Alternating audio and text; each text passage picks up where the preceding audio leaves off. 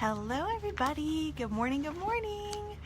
Okay, so I'm at my friend's house this morning and I'm doing my devotional here, and she has her adorable dog out here that loves me to death, and I'm trying really hard to ignore her because I don't want her like jumping in front of my face and doing that the whole time that I'm doing this devotional. Most of the time when I come here, I am always playing fetch with her, and so that's just what she's assuming I'm gonna do right now. So I'm trying really hard to ignore her, and hopefully she, okay, she's walking away. I will totally play with her after this, but I need her to be not all the way up in my face while I'm reading, and she keeps bringing me her toys to throw for her. So hopefully I can get through this without her disturbing us too much. Good morning, guys. Thanks for joining. Hopefully your Monday is going well so far, and hopefully you guys have had an amazing weekend. For anybody who happens to be watching for the first time, I'm reading out of Joel Osteen's book this morning. This is called Every Day a Friday, and you can always click on the hashtag Mornings with Sharon to see all the other videos that I've done reading out of this book, and also the last book that we read called Become a Better You. So I am going to go ahead and get started. We just started a brand new section the other day, so I'm really excited about that. Part 3 that we're on right now is called Live Without Crutches, which I really like because I am a big advocate of not allowing yourself to make excuses for whatever it is that you're trying to accomplish in life. Good morning, Denise. Thank you so much for joining. Hi, Nora. Yay, I'm glad you could join me today. All right, guys, I'm going to go ahead and get started. Today's devotional is a little bit longer than normal, so I'm going to go ahead and just dive right in. Okay, so we're on day 2 of section 3. The title for today's devotional, hi, Allie, good morning. The title for today's devotional is Let Go to Move Ahead. Scripture reading comes from Proverbs 20. It is an honor for a man to cease from strife. Proverbs 20, verse 3. A crutch is a temporary tool we use for walking following an injury to a leg or a foot. Once the injury is healed, we put the crutch away and walk on our own. The word crutch is also used to describe something or someone we may rely on short term to help us get through a period of challenge. The term takes on a bad connotation, though, when we use to describe something that we've become unnecessarily dependent on, usually to the detriment of our own physical, mental, or emotional progress. A crutch is supposed to be temporary, just until we heal, or until we can get by on our own. It's not supposed to be permanent, even when our crutch is someone important to us. One of the hardest things to accept is that not everyone is meant to be in our lives forever. Some people are meant to be with you for the long term, of course, your spouse, your children, siblings, parents, and your closest friends. But then there are those that God brings across your path for a season, maybe a mentor, a teacher, or a guide of some sort to help you through a certain stage of life or a difficult time. If God didn't move them away, we would become too dependent. Instead of helping us, they would hinder us. Their presence might limit our growth. You have to be big enough to recognize when someone's part in your life story is over.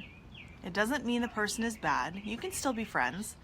You can still love and respect each other. But you must accept that everything changes. To move forward, you have to let go. Just as God supernaturally brings people into our lives, He will supernaturally move some out. When a person walks away and you think you can't live without them, that's God saying, it's time for you to go to a new level. You don't need someone to constantly think for you, drive you, believe in you, and encourage you. You can do that for yourself. If you are to keep growing, eliminate your dependency on crutches. Don't try to talk people into loving you. Don't try to persuade them to stay beyond their usefulness. Let them go. I saw this principle in action during my father's ministry. Whenever someone announced he or she was leaving the congregation, they expected my father to be down and discouraged that they were leaving. So the person was often shocked when he seemed happy at their departure. He never tried to talk them into staying or convince them that they were making a mistake. My father was always very gracious. He always thanked them, prayed over them, And then he walked them to the door. He didn't say it, but I know he was thinking, the sooner you go, the better for both of us. You want people in your life who are supposed to be there. When God wants them present in your life, they don't find fault in everything you do, and they don't have to manipulate them to stay. That's what I love about our church members. There are so many, I can't know most of them by name. I can't call them personally, but I do know they don't come to church because they need me.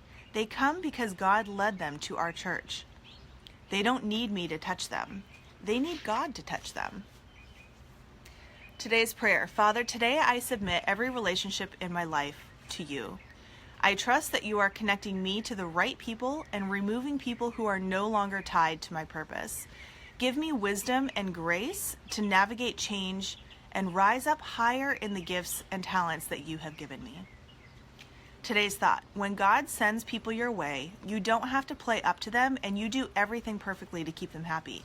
You don't have to walk on eggshells trying not to offend them. You don't need friends who are hard to please. If someone tries to manipulate you like that, let go and walk away. You don't need anyone else to fulfill your destiny. Good morning, guys. Thank you so much for those of you who have joined. It just started raining so hard and thunder, and I'm headed to, oh, wow. Oh my gosh, stay safe. Hi, Stephanie. Good morning. You make excuses for everything, Nora. Yeah, you know what? It's really easy to do that.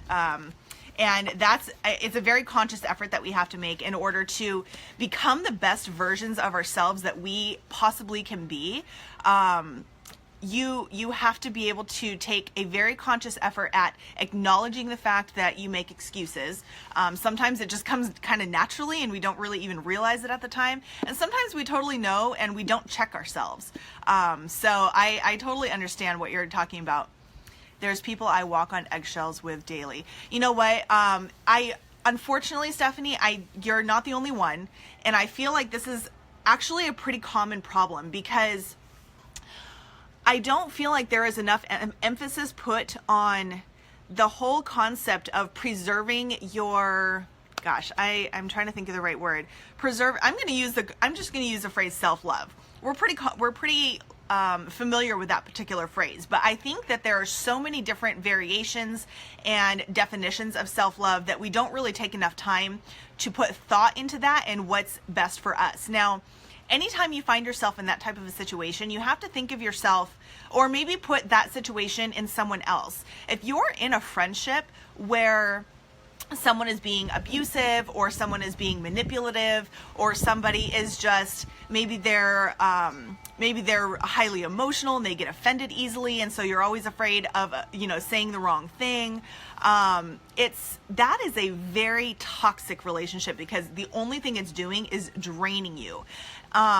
And the best analogy that I can come up with that I actually gave one of my friends this morning is if you have a friendship that is toxic like that is draining you, someone who's manipulating you, someone who's constantly starting arguments, or you are constantly trying to fix the situation or fix the relationship. Imagine that friend as someone who is of the opposite gender and you are trying to date them and you desperately want to marry this person. Is that really the type of relationship that you want to be in? Do you want to be in a marriage or, any kind of relationship where you are walking on eggshells, where you're constantly begging them to come back, constantly apologizing and groveling at their feet? Would you want your best friend to be in a relationship like that? Absolutely not. So you have to think of your friendships the same way. I don't think we usually do that, but you have to think of your friendships in the same way. If you have somebody who is draining your energy, they do not deserve your time. You are not available for that kind of drama or for that kind of a relationship. That you're just not available for that. And unfortunately, if you have somebody in your life that is that way, you're going to have to find a way to turn your back on them until they can go through some really major personal growth on their own, because other than that, they are just draining your energy, draining your life, and you deserve so much more than that. God gave us one life here on this earth that we are aware of, for the most part. Do you really want to spend the one God-given life that you have dealing with toxic and strenuous friendships like that? Any kind of relationship? Do you really want to spend your life constantly being nervous, constantly trying to apologize, constantly trying to fix relationships when the other person is not reciprocating that. Now, obviously, all friendships and relationships do go through ups and downs, but you know the difference. You know what I mean. You know when there's friendships and relationships that are only one-sided. You are not available for that, and you need to tell yourself that every single day. Walk off into the sunset and go spend time with people who love you. Go spend time with people who actually care about you and who actually want the best for you, not people who are constantly causing drama in your life. When I stopped walking on eggshells and tiptoeing, a weight and burden was lifted. Yes. You will find that that is a very common feeling. It is almost a physical feeling when you turn your back on toxicity, when you turn your back on drama, when you turn your back on things that are draining the life out of you, and you finally have the courage to do that. You will feel almost a physical, cellular lift off of your body. It is, and it's almost like it's giving you more energy.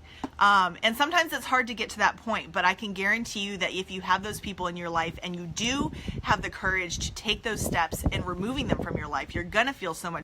Sorry, I got a phone call. You're gonna know that you're doing the right thing.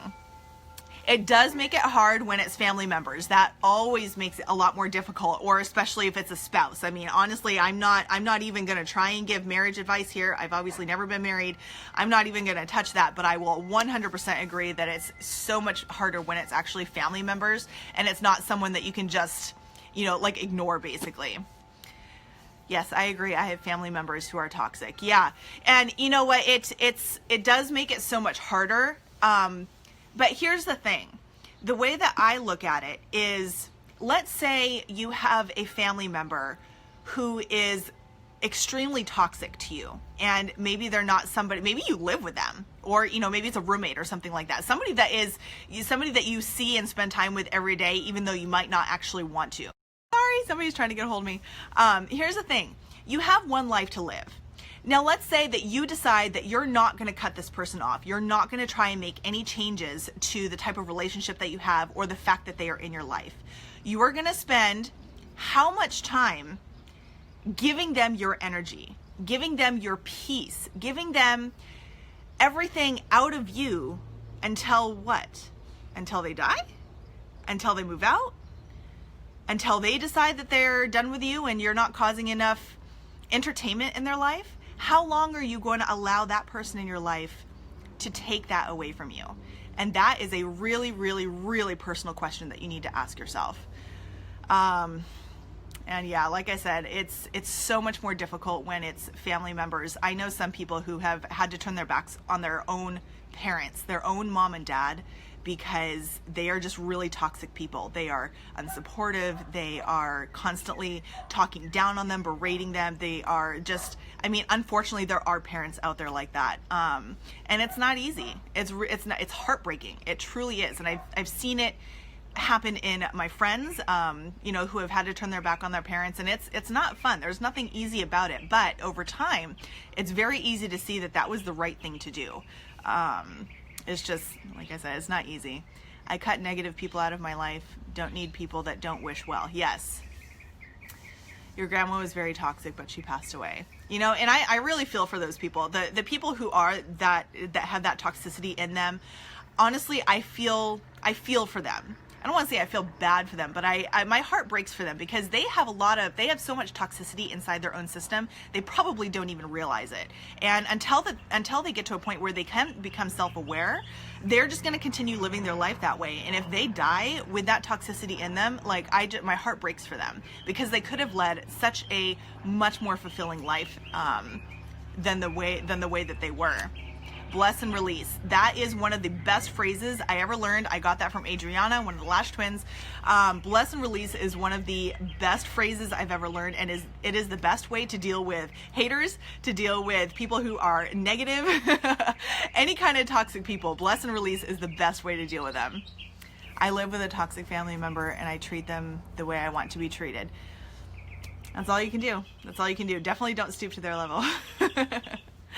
All right, guys, I am going to go ahead and hop off right now. I hope you have a wonderful, wonderful Monday. Thank you so much for joining me. I will be back here tomorrow morning at 11 a.m. Mwah! I love you guys, and I will see you then.